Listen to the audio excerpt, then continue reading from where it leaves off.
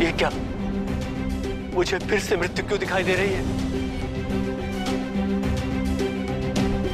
निषादराज, क्या हुआ? किस दुविधा में हो? सन्यासी, सन्यासी, सन्यासी, आपने जैसा कहा मैंने बिल्कुल वैसा ही किया। मैंने नारायण की सारी मूर्तियां लौटा दी, परंतु मुझे अभी भी मृत्यु दिखाई दे रही है। मेरे पाप अब भी समाप्त नहीं हुए। क्यों? क्योंकि अभी तुम्हारे आधे ही पाप समाप्त हुए हैं। तुम्हारा पश्चाताप अधूरा है। अधूरा? परंतु मैंने तो सारी नारायण की मूर्तियां लौटा दी। मूर्तियां लौटा दी, किंतु भोग नहीं लौटाया। लोग नारायण को भोग चढ़ाते हैं पुण्य कमाने के लिए। तुम्हारे लिए वो पुण्य पाप बन गया है निषादराज। तब आप ही बताइए, अब मैं क्या करूं? जिस नारायण का सदैव तुमने विरोध किया है, उसके लिए भक्ति से, श्रद्धा से तुम्हें भोग तैयार करना होगा और नारायण को अर्पित करना होगा। तभी तुम्हारे पाप समाप्त हो सकते हैं। ठीक है, मेरे पास बहुत सारा लूटा हुआ अन्न है, मैं वो सारा अन्न नारायण को अर्पित कर दूंगा। नहीं निषादराज, टूटे हुए अन्न में भक्ति नहीं होती। उसके लिए तुम्हें परिश्रम करना होगा। स्वयं अपने हाथों से नारायण के लिए भोग तैयार करना होगा और नारायण को अर्पित करना होगा। केवल तभी तुम्हारी मृत्यु टल सकती है। मैं अपनी मृत्यु को टालने के लिए कुछ भी करूंगा। मैं परिश्रम करूंगा और अपने हाथों से नारायण को भोग लगाऊंगा। मुझे आज्ञा दे सन्यासी।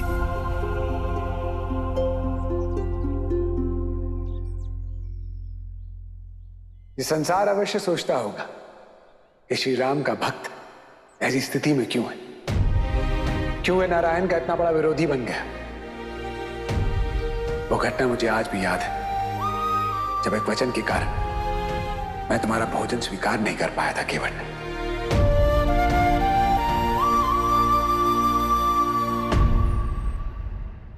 प्रभु श्री राम, यदि आप हमारा ये भोजन स्वीकार कर लेते तो हम दरिद्रों का भी उत्थान हो जाता, संसार में हमें मान सम्मान मिल जाता, समाज में हमें स्थान मिल जाता। पर अब ऐसा कुछ भी नहीं होगा, क्योंकि आपने हमारा भोजन स्वीकार ही नहीं किया। किंतु यह असत्य है केवल।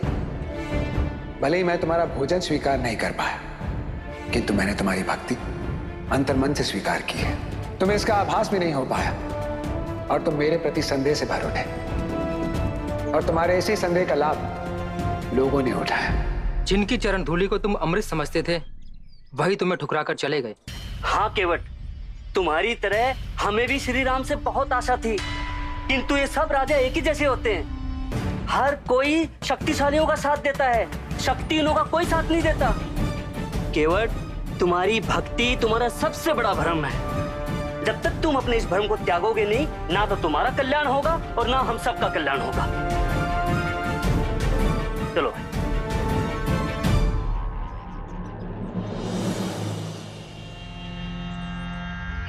सत्य कह रहे हैं सब लोग। हम जैसे निर्धनों को राजा पर विश्वास करना ही नहीं चाहिए। ईश्वर, राजा, भगवान, ये सब बड़ों के लिए होते हैं, उनकी मुक्ति और उनकी रक्षा के लिए होते हैं। हमें अपनी लड़ाई स्वयं लड़नी होगी। अपनी मुक्ति का संघर्ष स्वयं करना होगा। क्षमा करना श्री राम, आज से मेरा विश्वास आप पर से टूट गया है। केवट, तुम्हारे इस विश्वास के टूटने के कारण तुम मेरी भक्ति से दूर हो गए और इस जन्म के आते आते तुम मेरे विरोधी बन गए। मैं तुम्हारे भोजन को ग्रहण नहीं कर पाया, किंतु मैंने तुम्हारे भाव को ग्रहण किया है। इसलिए तुम्हें मुक्ति दिलाना मेरा उद्देश्य है, किंतु अपने पाप से मुक्त होने का कर्म तो तुम्हें ही करना होगा। केवल देवी द्वारिका, आपने तो कहा था श्री कृष्ण द्वारका को दान में स्वीकार कर लेंगे, किंतु उन्होंने मेरे दान को अस्वीकार कर दिया। भक्त सुदामा, मैंने केवल ये कहा था कि मुझे दान करने का केवल एक ही मार्ग है, किंतु प्रभु किसी की भी विनती इतने सरलता से स्वीकार नहीं करते। तो बताइए देवी, मैं क्या करूं? कैसे मनाऊं अपने प्रभु को? कैसे बदलूं अपनी नियति को? भक्त सुदामा, इस नगरी का निर्माण प्रभु ने गौलोक से किया है, इसीलिए वे इससे बहुत प्रेम करते हैं और इसकी रक्षा करने के लिए वे कुछ भी कर सकते हैं। किंतु देवी, प्रभु द्वारका की रक्षा तब करेंगे जब वो द्वारका को दान में स्वीकार करेंगे ना। मेरे कहने का ये अर्थ है कि यदि द्वारका पर कोई ऐसा संकट हो तो प्रभु उसकी रक्षा करने के लिए कुछ भी कर सकते हैं। अर्थात? सुदामा जी, आपने राजा बलि की कथा तो अवश्य सुनी होगी। हाँ। संसार के सबसे बड़े दानी राजा बलि। हाँ, किंतु वो अपने दान में पात्र कुपात्र किसी का भी ध्यान नहीं रखते थे। उनके दान से संसार का अहित भी हो सकता था, इसलिए वामन अवतार के रूप में प्रभु दान मांगने उनसे स्वयं गए थे। किंतु उससे क्या? बलि से दान मांगने स्वयं प्रभु गए थे। देवी, मैं समझ गया।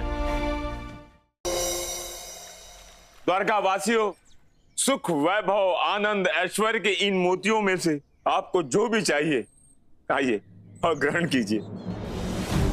जब सब कुछ मिल रहा हो तो एक मोती क्यों लेना? मैं तो सारी की सारी मोतियां लूंगा। तुम उन मोतियों को तब लोगे ना जब वहां तक पहुंचोगे। तुम दोनों को विशेष थोड़े ना, मैं लूंगा सारी की सारी मोतियां। हम लेंगे सारी मोतियां, हम लेंगे द्वारिका, हम लेंगे सारी मोतियां, हम लेंगे द्वारिका, हम लेंगे सारी मोतियां, हम लेंगे द्वारिका, हम लेंगे सारी मोतियां, हम लेंगे द्वारिका, हम लेंगे सारी मोतियां, हम लेंगे द्वारिका, हम लेंगे। चलो हम भी लूटते हैं। हे परमपिता, हे नारायण, मुझे क्षमा कर दीजिए प्रभु। ऋषिवर, आप क्या कह रहे हैं? आप तो ब्रह्म ऋषि हैं। नहीं प्रभु, मैं अपने अहंकार में अंधा हो गया था। मैं आपके दान पर संदेह कर बैठा, किंतु आपने अपने भक्त के लिए अपना सब कुछ त्याग कर यह सिद्ध कर दिया कि संसार में आपसे बड़ा कोई दानी नहीं। ऋषिवर, मैंने कोई बलिदान नहीं दी, आपके मार्गदर्शन द्वारा ही मैं अपने भक्तों के ऋण से उऋण हो पाया हूं। मैं आपका आभारी हूं ऋषिवर। नहीं प्रभु, मैं आपका अपराधी हूं, इस संसार का अपराधी हूं, और यदि आज द्वारिका को कुछ हो गया तो मैं अपने आप को कभी क्षमा नहीं कर पाऊंगा, क्योंकि द्वारिका पर यह संकट मेरे कारण ही आया है। आप किस संकट की बात कर रहे हैं ऋषिवर? प्रभु, पुण्य नगरी द्वारिका को सुदामा दान कर रहे हैं, इसलिए चलिए प्रभु, यदि सुदामा ने द्वारिका किसी अधर्मी को दान कर दी तो संसार में इससे बड़ा और कोई अनर्थ नहीं हो सकता। हम लेंगे सारी मोतियां, हम लेंगे। रुक जाइए, आप लोग इस तरह लड़िए मत। सुदामा जी, आप चिंता मत कीजिए, इस लड़ाई में जो जीतेगा वही आपसे दान लेगा। ये मैंने क्या किया? मुझे तो इसका आभास ही नहीं था कि लोग इस मोती की माला के लालच में एक दूसरे के जीवन के शत्रु बन जाएंगे। किंतु मुझे इन लोगों के जीवन को बचाने के लिए इस मोती को लुटाना ही होगा। इसके भाग में जो मोती होगी उसे मिलेगी।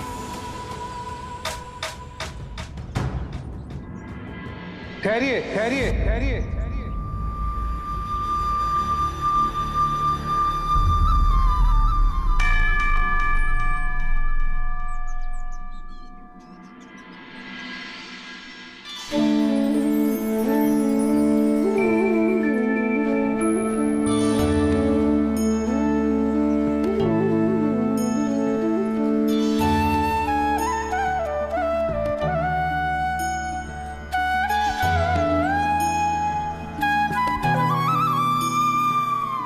सखा,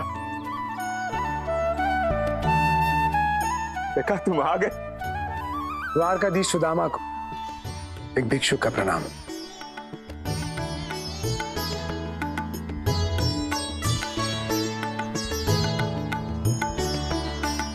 भिक्षुक,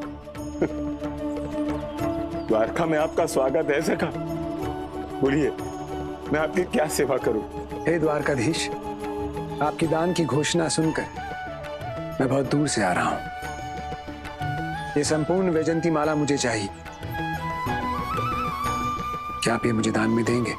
मैं इसी बात की तो प्रतीक्षा कर रहा था सखा, कि किसी योग्य व्यक्ति को ये वैजंती माला दान कर सकूं। और श्री कृष्ण तीनों लोकों में आपसे योग्य कोई है ही नहीं। मैं सुदामा इस वैजयंती माला और संपूर्ण द्वारका को आपको दान करता हूं सखा, दान करता हूं सखा।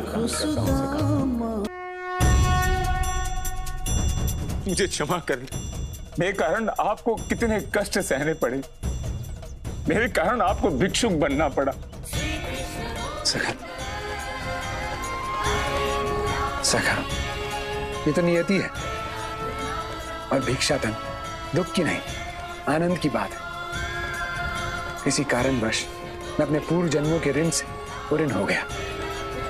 मैं तुम्हारा आभारी हूं सखा। सखा, द्वारकाधीश श्री कृष्ण की जय, द्वारकाधीश की जय, द्वारकाधीश की जय, द्वारकाधीश श्री कृष्ण की जय, श्री कृष्ण की जय। आइए आप सब प्रसाद लीजिए। हे मोक्षदाता, हमें ये प्रसाद नहीं चाहिए, आप बस हमें स्पर्श कर दीजिए, हमारा उद्धार हो जाएगा। किंतु अब मैंने एक निर्णय लिया है। कैसा निर्णय मोक्षदाता? आज के बाद मैं किसी भी धार्मिक मनुष्य को मोक्ष नहीं दूंगा, केवल पापियों और अत्याचारियों को ही मोक्ष दूंगा। इसलिए यहाँ जो भी आस्तिक और धार्मिक लोग हैं वो लौट जाइए और वहीं रुके जिन्होंने अपने जीवन में केवल पाप किया है। तुम में से सबसे बड़ा पापी कौन है? मैं सबसे पहले उसी का उद्धार करूंगा। सबसे बड़ा पापी मैं हूँ, क्योंकि मैं जीवन भर ना सत्य के मार्ग पर चला, ना ही अपने परिवार के किसी सदस्य को चलने दिया। तुमसे बड़ा पापी तो मैं हूँ, क्योंकि मैं केवल लोगों को लूटता ही नहीं हूँ, अपितु उनकी हत्या भी कर देता हूँ। ये भी कोई पाप हुआ? मैं लोगों की हत्या करता हूँ, वो भी अकारण। इसलिए सबसे बड़ा पापी तो मैं हूँ। मैं सबसे बड़ा पापी हूँ। सबसे बड़ा पापी मैं हूँ। मैं सबसे बड़ा पापी हूँ। मैं हूँ सबसे बड़ा पापी हूँ। मैं हूँ सबसे बड़ा पापी हूँ। मैं हूँ सबसे बड़ा। शांत हो जाओ। मैं तुम सब पापियों को एक साथ ही वैकुंठ भेजूंगा। ये लो, गयासुर का प्रसाद ग्रहण करो। ठहरो गयासुर, ठहरो गयासुर।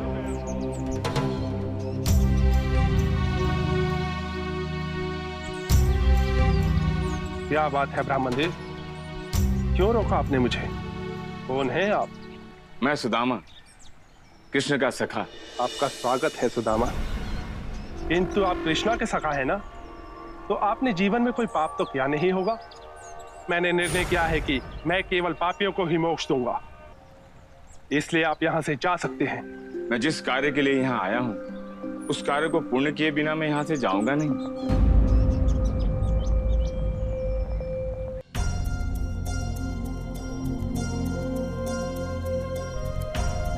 क्या इस कष्ट का कोई उपचार नहीं है? देवी, शारीरिक कष्टों का उपचार होता है, किंतु जो कष्ट आत्मा को लगते हैं उसका कोई उपचार नहीं होता। और बैकुंठ मेरी आत्मा है। मेरे वरदान के कारण वहां के लोगों को जो कष्ट सहना पड़ रहा है उसे मुझे भी स्वीकार करना होगा। मैं आपकी अर्धांगिनी हूँ और आपकी अर्धांगिनी होने के नाते आपके सुख और दुख को बांटना मेरा धर्म है। इसलिए मेरी विनती है आपसे कि आप अपने ये कष्ट मुझे दे दीजिए। नहीं देवी, मैं अपने कष्ट आपको नहीं दे सकता। यदि मैंने ऐसा कर दिया तो संसार की सुख समृद्धि समाप्त हो जाएगी। ये संपूर्ण संसार दरिद्र हो जाएगा। यदि मैं आपकी सेवा ही नहीं कर सकती तो फिर मेरा क्या लाभ? आप भूल रही हैं देवी, संसार की सेवा ही मेरी सेवा है। अगर संसार के पालनहारी कष्ट में रहेंगे तो केवल समृद्धि के साथ इस संसार का दुख कैसे मिटाया जा सकता है? समृद्धि से कष्ट समाप्त तो नहीं हो सकते, किंतु उन्हें सहने की शक्ति अवश्य मिल सकती है। क्षमा कीजिए, मैं अपने कष्ट आपको देकर श्री को कलंकित नहीं कर सकता।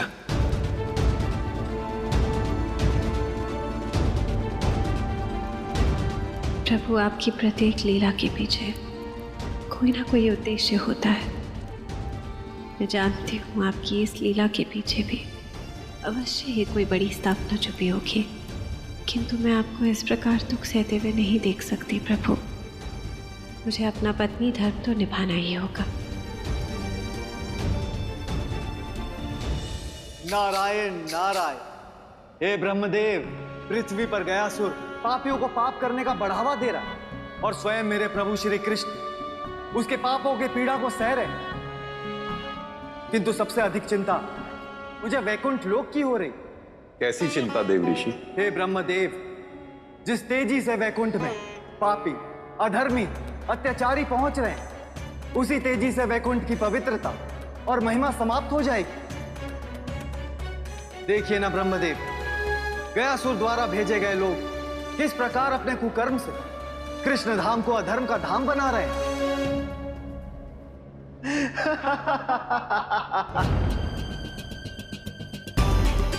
वैकुंठ, आनंद और उल्लास की नगरी। मैं भी तो देखूं कि यहाँ कितना उल्लास है।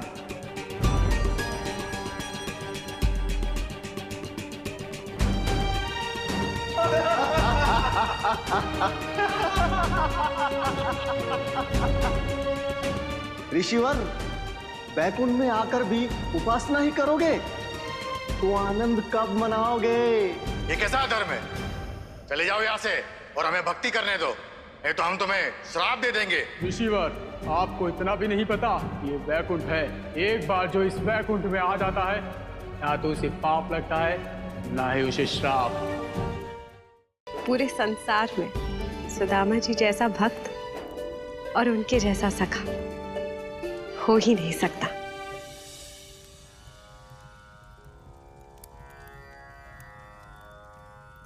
सखा, तुम ठीक हो?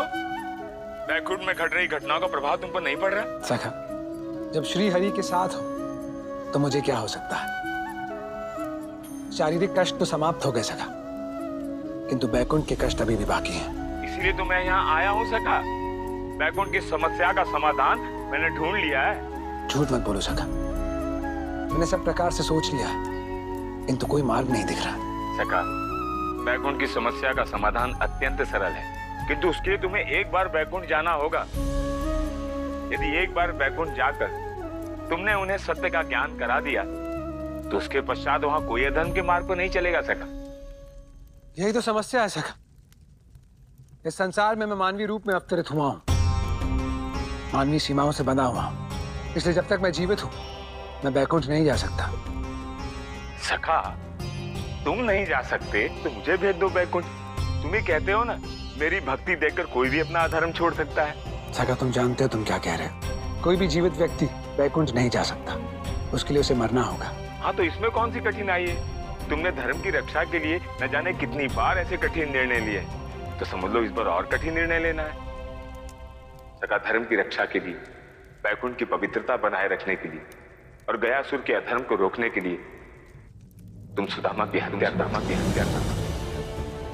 उठाओ अपना चक्र सखा और ले लो मुझे अपनी शरण में। भेज दो मुझे वैकुंठ। मेरा वध कर दो सखा, मेरा वध कर दो। सखा, तुम मेरी समस्या का समाधान निकालने आए हो या उसे बढ़ाने आए हो? तुमने सोच भी कैसे लिया कि मैं तुम्हारा वध करूंगा? सखा, तुम ही कहते थे ना, एक राज्य के लिए एक गांव और एक गांव के लिए एक परिवार और एक परिवार के लिए एक व्यक्ति का बलिदान करना पड़े तो कर देना चाहिए। सखा, ये तो संपूर्ण सृष्टि की रक्षा के लिए केवल एक व्यक्ति की हत्या तो करनी है, तो इसमें संकोच कैसा? सखा, मैं संसार में धर्म की रक्षा करने के लिए अवतरित हुआ हूं और तुम मुझसे इतना बड़ा अधर्म करवाना चाहते हो। तुम चाहते हो कि मैं अपने मित्र, अपने परम भक्त का वध करूं? कदापि नहीं। सखा, तुम तो स्वयं परमात्मा हो, आत्मा के सत्य से भली भांति परिचित हो। तुम तो जानते हो शरीर मरता है, आत्मा कभी नहीं मरती, और जो मरती नहीं उसको मारने में सोचना कैसा? तुम केवल शरीर भर नहीं हो, तुम भक्ति, प्रेम, मित्रता के प्रतीक हो। यदि मैं तुम्हारा वध करता हूं तो इसका अर्थ यह है कि मैं भक्ति, प्रेम और मित्रता का वध कर रहा हूं, और यह संभव नहीं है सखा। तुमने वो नहीं देखा जो मैं देख कर आ रहा हूं। गयासुर के प्रभाव से वैकुंठ ही नहीं बल्कि पूरे संसार में भक्ति और प्रेम समाप्त हो रहे हैं। लोग तो लोग, ऋषि मुनि भी अधर्मी और व्याभिचारी होते जा रहे हैं। सखा, यदि आज तुमने मेरा वध नहीं किया तो इस संसार से प्रेम, भक्ति और धर्म समाप्त हो जाएगा। तब गयासुर को रोकने का कोई मार्ग नहीं बचेगा सखा। इसीलिए अपने इस मित्र के जीवन से मोह मत करो सखा। हाँ, मेरा अंत करके इस सृष्टि की रक्षा करो। सखा, मैं जानता हूं तुम ये इसलिए कह रहे हो क्योंकि ये संसार संकट में, किंतु सखा ये प्रथम बार नहीं हुआ, कोई ना कोई मार्ग अवश्य निकलेगा। किंतु ये भी तो प्रथम बार है सखा कि सुख दुख पाप पुण्य से परे रहने वाला बैकुंठ धाम आज संकट में है। ये भी प्रथम बार है कि असुर किसी की हत्या नहीं कर रहे हैं, बल्कि उन्हें मोक्ष दे रहे हैं। ये भी प्रथम बार है कि पापी मनुष्य बैकुंठ जा रहे हैं। सखा, ये सृष्टि का नियम है, अगर समस्या है तो समाधान भी अवश्य निकलेगा। समाधान तो आपके सम्मुख है सखा, किंतु आप उसे अपनाना ही नहीं चाहते। मेरा जीवन तो आप ही का दिया हुआ है, यदि आपके शरण में आ भी गया मैं तो मेरा कौन सा हित हो जाएगा। इसलिए सारी चिंताएं छोड़कर और सारे सोच को त्याग कर मेरा वध कर दो सखा।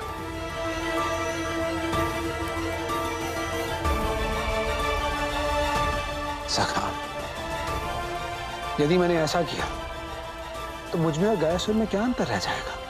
गयासुर अधर्मियों का पुण्य बांट रहा है, उन अधर्मियों का पुण्य बांट रहा है जिन्होंने कोई कर्म नहीं किया, और तुम चाहते हो कि मैं अकारण तुम्हें दंड दूं? क्षमा करो, पर मैं ये नहीं कर पाऊंगा। सखा, सखा सुनो तो, सखा, सखा।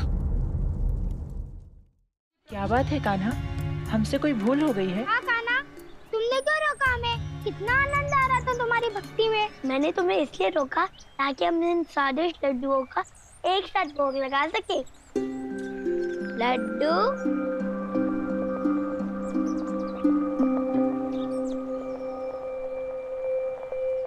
प्रभु, हमारी रक्षा कीजिए, रक्षा कीजिए प्रभु। सखा, आओ मेरे साथ। किंतु कहाँ सखा? मुझे ऐसा लगा कोई मुझे पुकार रहा है, कोई संकट में है। तब तो हमें शीघ्रता करनी चाहिए कान्हा। हाँ सखा, तो फिर चलो। हे श्री कृष्ण, हमारी रक्षा कीजिए प्रभु, हमारी रक्षा कीजिए प्रभु। देवी,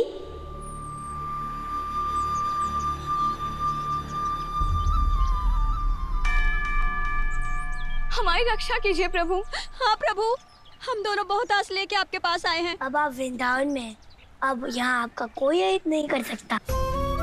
प्रभु, आप नहीं जानते, किंतु वो मायावी। मैं जानता हूँ कि असुराज मायावी आप लोगों से विवाह करना चाहते हैं। हाँ प्रभु, हमसे विवाह करके वो असुर संसार के सारी यज्ञ का फल स्वयं ग्रहण करना चाहता है। हे देवी, संसार पर अधिकार करने के लिए असुर कोई नया मार्ग ढूंढते ही रहते हैं। अब आप चिंता मत कीजिए, अब आप मेरी शरण में हैं, अब आपका कोई अहित नहीं कर सकता। सखा, वह मायावी असुर इन दोनों देवियों को ढूंढते ढूंढते अवश्य वृंदावन में आएगा। इसलिए मैं चाहता हूँ कि तुम इन दोनों देवियों को तुम्हारी कुटिया में ले जाओ। ठीक है कान्हा।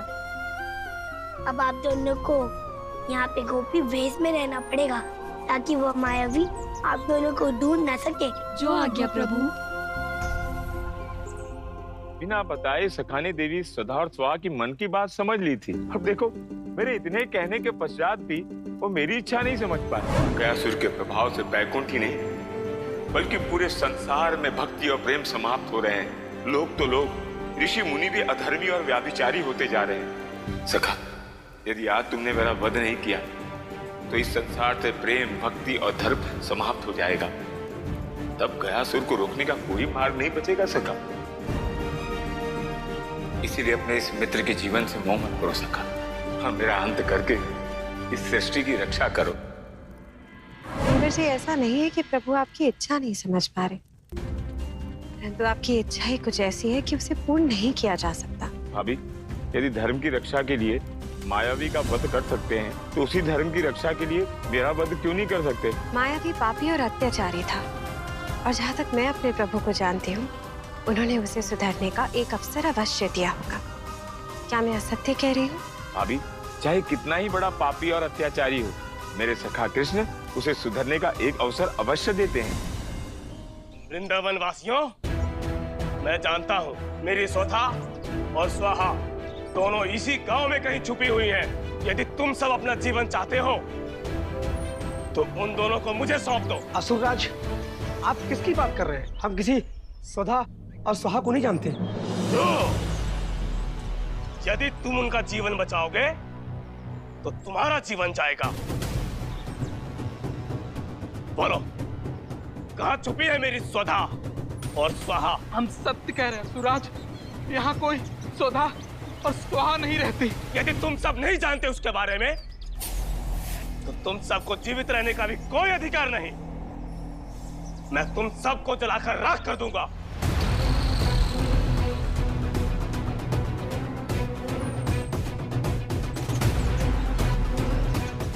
जाइए सुराज।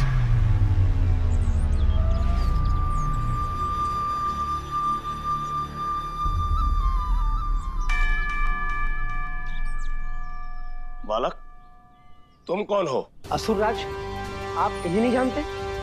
यही तो है वृंदावन के कान्हा, हमारे संरक्षक। बालक, तुमने मुझे रोकने का दुस्साहस किया। इसका मतलब तुम अवश्य जानते हो कि वो दोनों कहाँ छुपी हुई है। यदि हम जानते भी हो तो तुम्हें क्यों बताएंगे? यदि तुम नहीं बताओगे तो सबसे पहले तुम दोनों मारे जाओगे। शांत असुरराज, शांत। यदि वृंदावन वासियों से कोई भूल हो गई ना, तो उसके लिए मैं क्षमा मांगता हूँ। यदि आपको इतना ही विश्वास है कि देवी स्वधा और स्वाहा यही कही है, तो जाइए और ढूंढ लीजिए उन दोनों को। व्यर्थ अपना समय यहाँ क्यों नष्ट करते हैं? जाइए और ढूंढ लीजिए उन दोनों को। इसी बहाने आप हमारे वृंदावन भी घूम लेंगे। तुम सत्य कह रहे हो बालक। तुम ग्वालों के साथ में अपना समय व्यर्थ में नष्ट कर रहा हूँ। मैं स्वयं ही ढूंढ लूंगा।